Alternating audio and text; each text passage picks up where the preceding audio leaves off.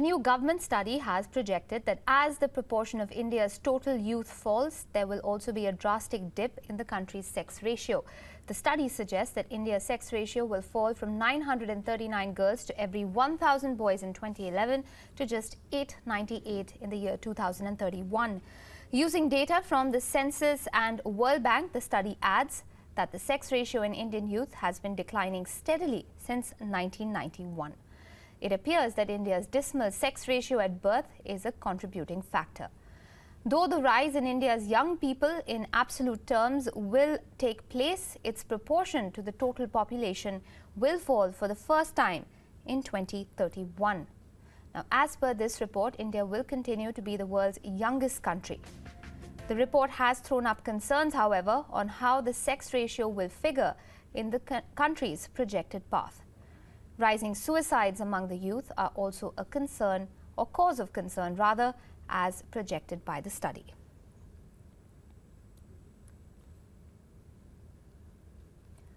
These are some worrying numbers that have been put forth by this latest report by the government.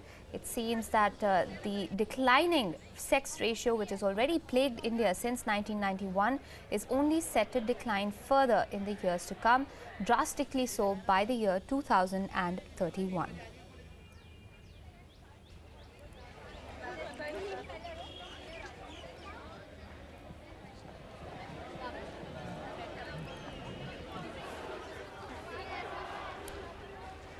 Now, as per this new study, the projection is that the proportion of India's total youth will also take a hit. It is going to fall. There's also going to be a corresponding dip in the country's sex ratio. Remember, India already battles a rather protracted sort of a sex ratio already. The study suggests that India's sex ratio will fall from 939 girls to every 1,000 boys in 2011 to about 898 in 2031.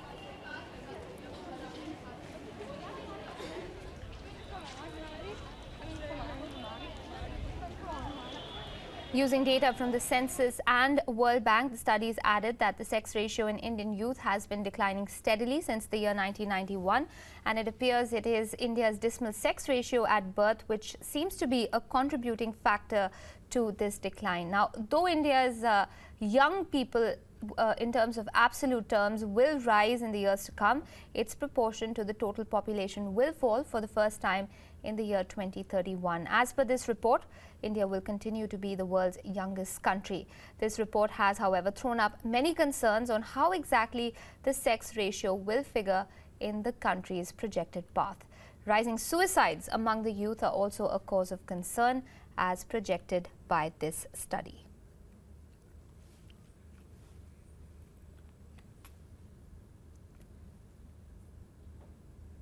Now, while the global sex ratio was 986 females per 1,000 males in 2010, it also reduced to 984 in 2011. I'm referring to a global trend which was seen. In fact, in China, the country's sex ratio in 2001 was 944, and it ended up falling to 926 in the year 2011.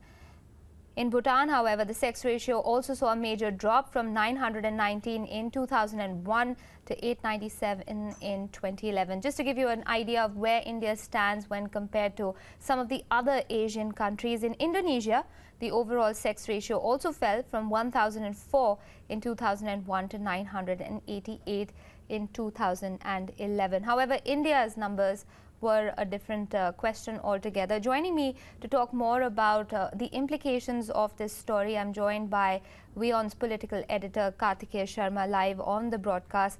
Kartikeya, obviously at a time when the central government's push with Beti Bachao, Beti Padhao, or educate and save the girl child, it's a call that has been resonating ever since the BJP government has taken over. But these numbers indicate a very worrying trend that not only has the number of girls to boys declined since 1991, it's going to continue to do so till the year 2031. You know, Aisha, it tells us three things. One, patriarchy has nothing to do with political ideology. It cuts across everyone. Patriarchy cuts across religion. Patriarchy cuts across caste. Patriarchy is an institution in itself. of power, exploitation, and which ensures that the equality between men and women cannot be celebrated. But coming to the point of the story which we are doing, it basically shows that despite the legislation India has taken to ensure that the sex ratio remains healthy, the Indian mindset has not changed. Our mindset has not changed in the sense that we celebrate the birth of a male child, but we do not celebrate the birth of a female child. It is directly linked with property. It is directly linked with the fact in terms of perpetuation of your own family, in terms of surname, that bias. That, for example, if you have a son, he'll take the family name forward. If you have a daughter, she'll become part of some other's family. So, the whole lineage would come to an end. That's the bias. And most important of all, it's about property. Now, if you look at the skewedness of the ratio, it gets more acute in very landed agricultural societies, right, which is Haryana, which is Rajasthan and Punjab. So what it will lead to, and before I close the first part of my answer, is that, for example, in Haryana, what is happening? You'll be surprised to know, Aisha, that there are no brides for the Haryanvis there. So you have, poor Haryanvis of the poorer strata marrying women from Bangladesh. It is a reported, event. It's not episodic. It is being reported. So I would say that this requires sensitization at a very basic level. It's not about that, you can't get the sex determination test done. No. Right. It has to start at the level of school. First year, second year, when you are in third class, fourth class, respect the gender. Absolutely, Karthik. In fact, speaking of global sex ratio trends as well, just to give our viewers an idea of where exactly India stands, at least when compared to the immediate neighborhood, let's just take you through some interesting figures. Stay with me, Karthik, while I take our viewers through this. Now, while the global sex ratio was 986 females per 1,000 males in 2010, it dropped to 984 in the year 2011. Now, in China, the country's sex ratio in 2001 was 944 and it fell to 926 in 2011. Meanwhile, in Bhutan, the sex ratio saw a major drop from 919 in 2001 to 897 in 2011, while in Indonesia, the overall sex ratio fell from 1004 to 988 in 2011. Now, according to the registrar of the index records, some countries also saw an increase in the sex ratio. And worrying for India is the fact that in Bangladesh, the sex ratio was 958 in 2001, but it went up to 978 in 2011. Japan's sex ratio also improved from 1,041 to 1,055, while Pakistan from 938 to 943 in 2011. Meanwhile, India's southern neighbor, Sri Lanka, saw the sex ratio standing at 1,034 in 2011 when compared to 1,010 in 2001. Nepal's sex ratio has also improved from 1,005 females per 1,000 males in 2001 to 1,014 in 2011. Meanwhile, Myanmar was at 1,011 in 2001 as against 1,048 in 2011. So it seems like India has had competition, let's say, in this sphere from other countries. Karthikeya, it can't be that just India is a patriarchal society when we look at the South Asian and even further east in terms of social structures. Japan, for instance, is a patriarchal setup as well. But we've seen that countries like Sri Lanka, countries like Bangladesh, Nepal have seen an improvement, whereas India hasn't. So what exactly has gone wrong? You're saying the conversation needs to change, but isn't governmental going to have to step in at some point if they are to address this issue in the years to come? See, it's at the multiple level. It's at the level of sexuality. It's at the level of taboos. You gave me the example of Japan, and I'll add China to it. In China and Japan, the liberation of women has taken place at multiple levels. There is liberation of women in terms of labor also. They work 3 shifts there. There is no mass cases of sexual harassment. They work the shift from 12 in the night to 8 in the morning. So it's about multiple things. But primarily when we talk about skewed sex ratio in India, it's about not wanting a girl or not wanting to have a girl. Everyone, it's like everyone needs to get married. You need to have a mother to be born on this earth. But the fact of the matter is that when you have a family, you want a boy because it turns into lineage. It is about dynasty. It turns into property. When you talk about other societies, there are other reasons for it. But the larger cause is for them to do slightly better than us is that there is no violence at the basic level. There is no violence at the level that you kill a girl child. You know, this happens in India, and this happens in Africa also. In Africa, it takes a different form. For example, I'll give you an analogy. There are communities in India and Gujarat. For example, female circumcision, people would say that, well, it's a tribal practice. But I would say, no, it's a practice about sexuality and gender, where in mind women, it is taboo for women to have pleasure during sex. So I'll connect it to the issue of skewed ratio between men and women. It is similarly about to consider women or female as a weaker sex, as a deprioritized gender. I would say men or male is a prioritized gender. Right. So I would say the biases flow from very simple issues, but those are basic issues. And unless and until you tackle those basic issues, you will not tackle the larger thing. It's like when I was growing up, it was okay for me to wash utensils. It was okay for me to cook. Right. So you're saying that these gender binaries have extended to a absolutely. degree where it's making an impact on how we really perceive or look at men and women. But Kartikeya, also the other question that seems to come up very often when it comes to India is there a rural and urban divide when looking at the gender ratio? I don't think it would be fair to say that this is just a rural phenomenon. What do you say? It's not a rural phenomena. It's both rural and urban. Patriarchy survives in both places. It's like role models. Aisha, when you had gone to school, tell me, did you find in the CBSE textbook men cooking and the woman going to office? What was the model of a family? A woman in a sari in the kitchen and a man coming from outside. So the outside world was reserved for men and inside world was reserved for women. Nutrition was women, and providing goods was a domain of the men. So similarly, when we talk about skewed sexual ratio, it is conceiving the women as a gender which is a liability. Right. You know, it's like, why do people kill women in rural areas? You know, children, girl child in rural areas. You know, why do they do that? It is about dowry. It is about property. It is about dynasty. It is about lineage, and it is about to consider women as a weaker sex. Absolutely. So it's like you're pointing out, this is multi-pronged. We can't look at it through narrow lenses, which is, of course, defeating the purpose altogether. But, Kartikeya, obviously this is something that India has been grappling with for quite some time. There is a law in place that prevents prenatal sex determination. However, recently in Maharashtra, there has been a move by the state government there to try and take, pull back that ruling and decide that maybe it's okay for pregnant parents to find out the gender of their child so that they can track female fetuses better. But in a country such as ours, we're already talking about 1 billion plus.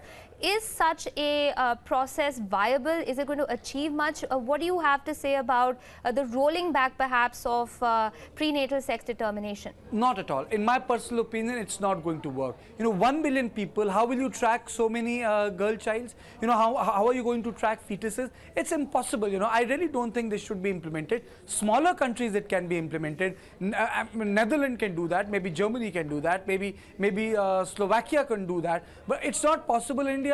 If you allow this, then you will legally create an architecture where people will go for abortions because they'll find out it's a girl child. And anyway, these biases don't go away. Biases don't die easily. And the fact that this study goes on to show it's going to be 800,000 is a highly skewed ratio. Imagine you will have crores of people in this country, men, who will have no opportunity to get married. I will not try to go into the stereotypical issues. What will it lead to? What will it happen? Those are peripheral issues, Aisha. The basic issue is it has happened in a country where we celebrate women in terms of divinity. Right. You see, women as divinity is not celebrated in Christianity in that form, or on Judaism, or even in Islam. You know, women as divinity in terms of its sexual power or its sexuality is celebrated in Hinduism. Right. And this country has 80% of people who are Hindus, and still you have that. Is again coming back to the issue of binaries. You know, Absolutely. either she can be a goddess, or you know, she can be a prostitute. You know, this binary has to collapse. Okay, so A you're woman has talking to be about treated as the a normal continuation gender. of these Victorian standards of the angel and the hawk complex as well. Stay with me, Kartikeya. I'm also joined on the broadcast by my colleague, WION's correspondent, Anuradha Mukherjee. She's here in the studio with us.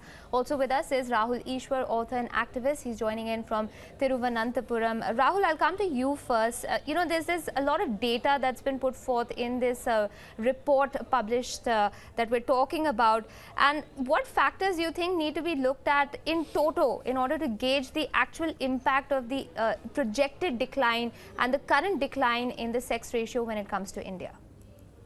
See, sex ratio is something we should definitely take care about. If you go by the Kerala example or the Kerala model, sex ratio is actually in favor of the woman. That means there are more women per 1,000 men in Kerala. But other places, we have female feticide, we have other issues, we have, because of dowry and the other related system, and because of a slightly patriarchal mindset we have, boy is more desired than a female. But having said that, awareness is the way ahead. We have to sensitize and we have to create awareness. And please remember, Indian culture didn't specifically talk about male-female equality because we believe females were higher. We believe woman was higher than man. That's the reason why all the Ardhanarishwara concept, all the Prakriti Purusha concept, we have always given a higher place to women. We have the mother goddess even before the idea of the male gods came in. Right. So we are a society which is very much respectful towards the woman. Maybe we have lost some of its sheen in the past 1,000 years where we were subjected to slavery. But having said that, our deeper cultural bondings are always pro-woman, and that's one thing we should never overlook. All right, stay with me, Rahul. I've also got Poonam Mutreja, the Executive Director, Population Foundation of India, joining me on the phone line right now. Poonam, you know, it seems like India's declining sex ratio has been a matter of concern since 1991. These are the figures that the project or this report has put forth. What happened, rather hasn't happened so far, that the trend is continuing and apparently will do so up until 2031 at least?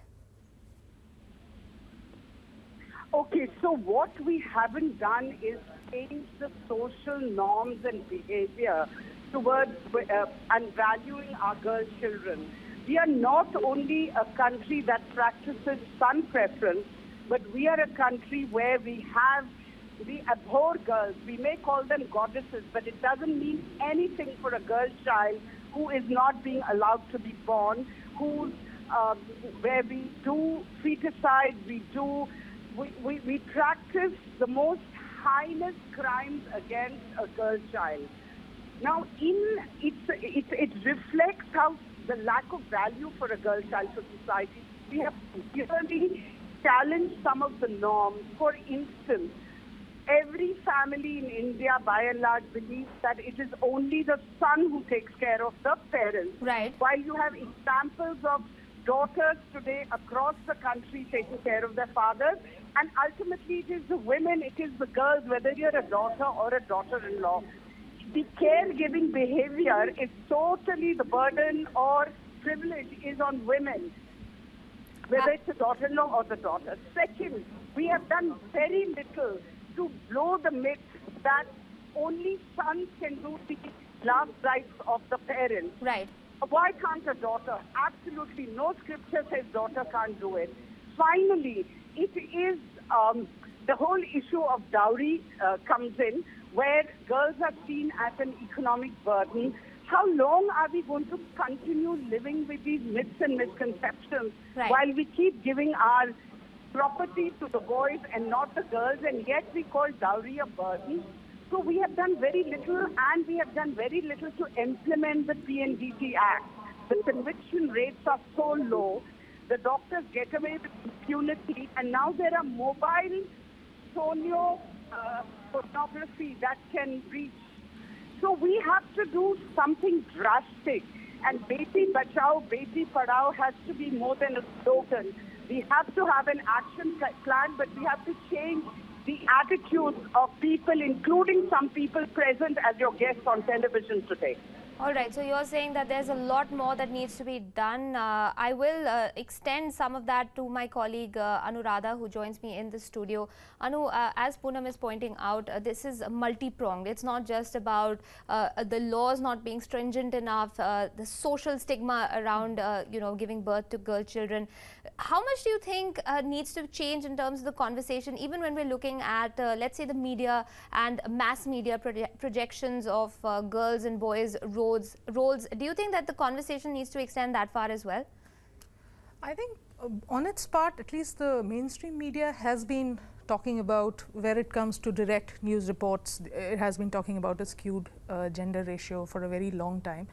But I think the basis of the problem is actually societal.